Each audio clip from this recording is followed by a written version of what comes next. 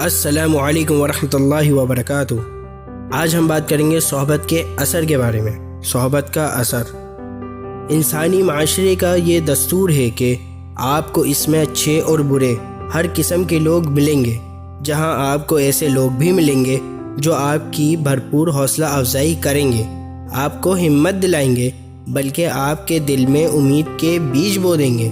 ان کی صحبت آپ کی دلی خوشی کا باعث ہوگی اور ان سے ملنا آپ کو نیک کاموں کی طرف اور اپنے مقصد کی طرف مزید راغب کر دے گا، اور وہیں آپ کو چند ایسے لوگ بھی ملیں گے جو آپ کی غلط حوصلہ افزائی کریں گے اور آپ کو نیک کاموں سے اور اپنے مقصد سے دور کر دیں گے اور بے مقصد اور فضول کاموں کی طرف مائل کریں گے۔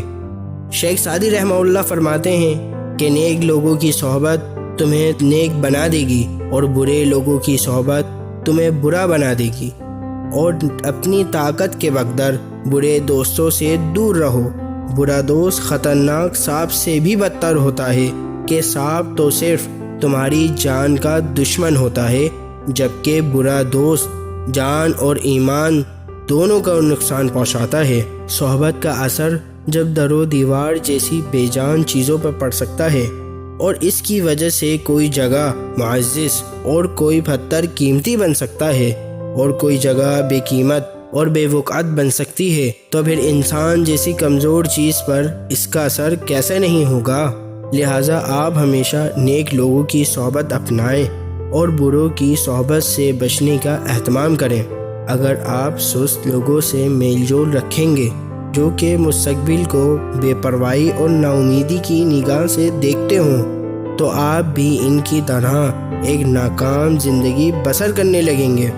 لیکن اگر آپ کا تعلق ایسے لوگوں سے ہو جو محنت اور جذبے سے اپنے کام میں لگے رہتے ہیں، تو انشاءاللہ آپ بھی ان جیسے محنتی اور کامیاب بن جائیں گے۔ اور کہتے ہیں کہ سست آدمی کا ساتھ نہ اپناؤ، کتنے ہی اچھے لوگ دوسرے کے بگاڑ سے بگڑ جاتے ہیں۔ سستی کی بیماری باہمت آدمی تک فوراً پہنچتی ہے، جیسے انگارہ اگر راکھ میں رکھ دیا جائے تو ٹھنڈا پڑ جاتا ہے۔ اور یاد رکھیں، مقصد کے بغیر کوئی عمل پورا نہیں ہوتا۔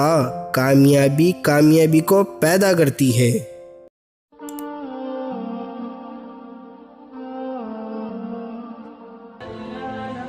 Thanks for watching. Don't forget to like, comment, share and subscribe.